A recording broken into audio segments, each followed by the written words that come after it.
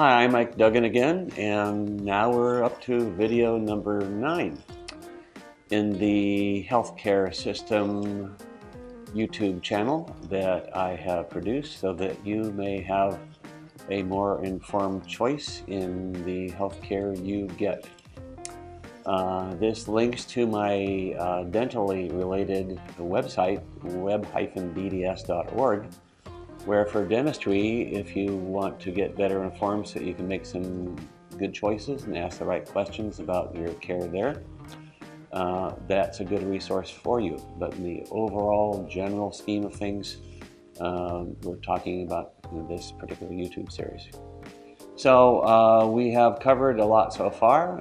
We've talked about why the healthcare system, why we know it's not working, why it needs repair.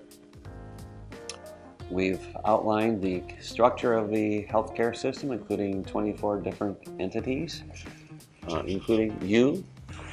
And we've looked at a lot of detail about each of those different entities, and we're going to be looking ahead in the next few videos at some other interesting things, like, what is it about the people's personal qualities that determines your health care. Anyway, so we've kind of laid the groundwork pretty well. We're kind of just taking a little respite right now and looking at what we've done and what the next explorations are going to be. Each video in this series has a specific goal, a specific purpose, and a specific intent to inform you and to help you achieve the ability to make better choices, to have better choices, or to take better choices in the way you get healthcare. I'm talking to you as either a teacher or a student or a provider or a patient or just somebody that's pissed off about the healthcare system. So any of you, happy to have you listening. But it could be that you're a CEO of an insurance company, and that works with a lot of medically related issues, and you might be interested to find out what's going on in the overall picture, and especially when it comes down to patients, and how patients might be able to find a voice. Because the whole intent of this really is that patients can find a voice. I originally decided to do my website for dentistry because I knew that patients were the only way that the dental community was going to start practicing better. I'm disappointed the way dentistry is delivered in this country. And the only way it's going to change is if people are going to speak up. And that's you.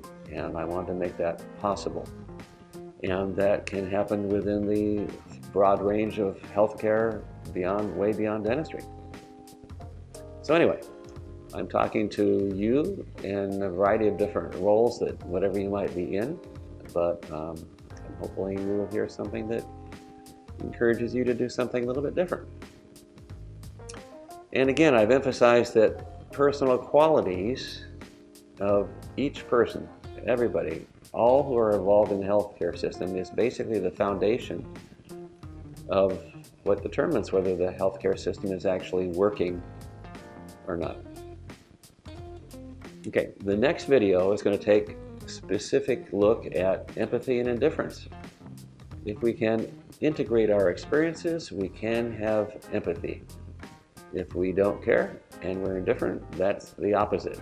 And, I'll be talking about people that are indifferent and what makes them so. Video number 11 talks about self-awareness as opposed to arrogance. And, that humility and self-awareness, gives you the ability to be empathetic along with integrating your experiences. But if you're arrogant, it kills all of that. If we can be empathetic, we can actually serve people in the roles that we've elected to as healthcare providers.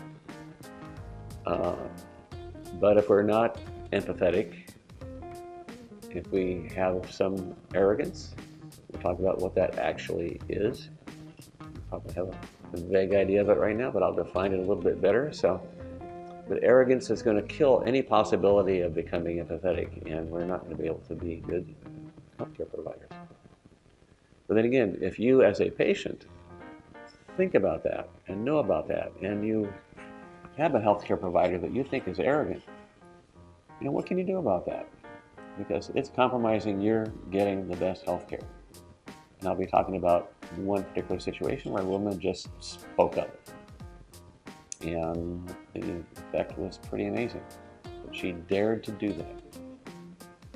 Okay, video number 12 talks about learning versus resistance to learning. Do you know who you are? Do you want to learn who you are? Do you want to learn what your needs are? Can you exercise curiosity?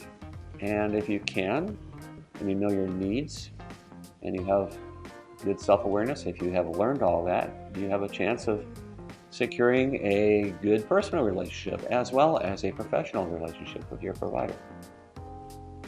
Okay, so that's the next 3 videos. Then we'll look at 3 specific videos that are looking at the business of healthcare. What's the landscape like? At the provider level, what impacts their care of you? What decisions have they made that impacts their care of you? What forces are there that influence them to make those decisions? We'll be looking at all those things. Video 14 will be looking specifically at demographic choice. Where is he going to practice?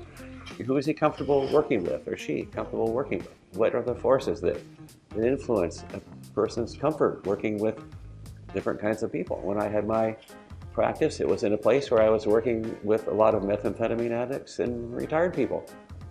And boy, that was very different from me, but it opened my eyes to a lot of different things.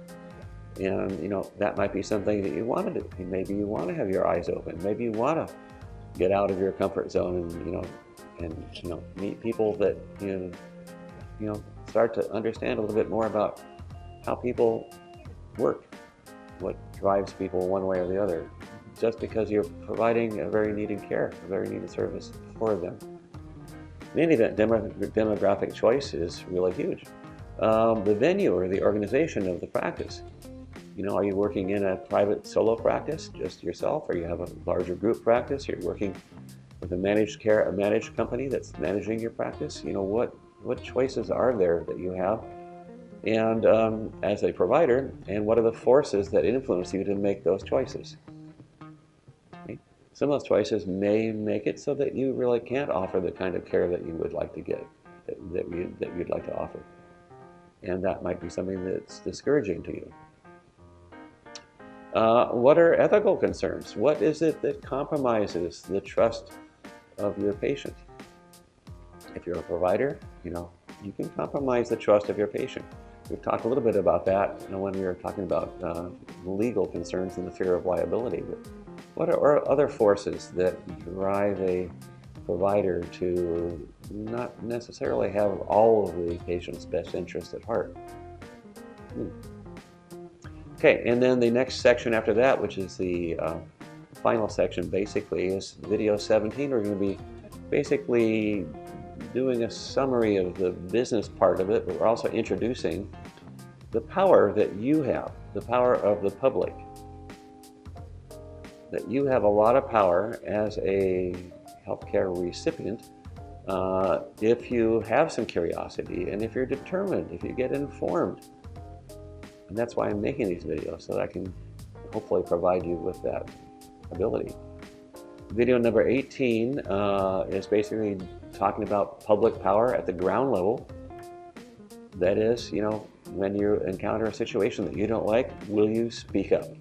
And again, you'll speak up best if you are informed. Again, these YouTube videos, hopefully this channel will hopefully help you be a little bit more informed and have a little more perspective. And maybe you feel you can speak up. Video number 19, again, public power, individual acts at a higher level. You might take your complaint to a state agency. You have a complaint about a particular provider. You might want to take that complaint to a state agency that can act on it or do something about it. You You can do a number of different things that are not just dealing directly with the provider, that may influence things. It may influence things a little bit broader than you might even have thought possible. But video number 20 is, again, public power, but it's enlisting others that feel the same way to speak out. Basically, reach out to the world and see if you can effect a change in how healthcare is delivered to everybody. Reach out to the world as I am doing now.